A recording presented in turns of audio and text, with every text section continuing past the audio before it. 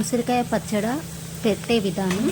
ఫస్ట్గా ఉసిరికాయలను కడిగి పక్కన పెట్టేసుకొని వాటికి సరిపడా ఆయిల్ తీసుకొని వాటిని వేయించుకోవాలి. ఆ ఉసిరికాయని ముక్కలుగా చేసేసుకొని తర్వాత 50 గ్రాముల కారము అండ్ 50 గ్రాముల ఉప్పు వేసుకోవాలి.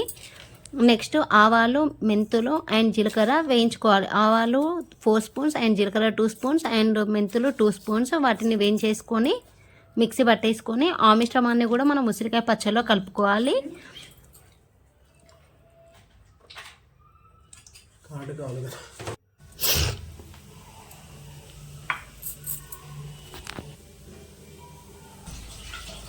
తర్వాత 50 గ్రాముల ఎల్లిపాయలను తీసుకోవాలి.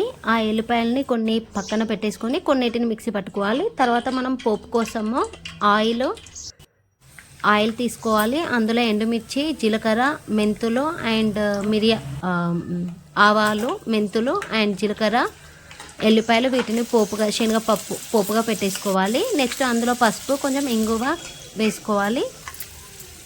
అది దాన్ని మిశ్రమాన్ని పక్కన పెట్టేసుకొని మనము ఎల్లిపాయ ముద్దని వేసేసుకోవాలి. లేదు అంటే ఎల్లిపాయ ముద్ద మాడిపోతుంది. అలా రెడీ అయిన మిశ్రమాన్ని మనం ఉసిరికాయల్లో కలిపేసుకుంటే ఎంతో గుమగుమలాడే ఉసిరికాయ పచ్చడి రెడీ అయిపోతుంది.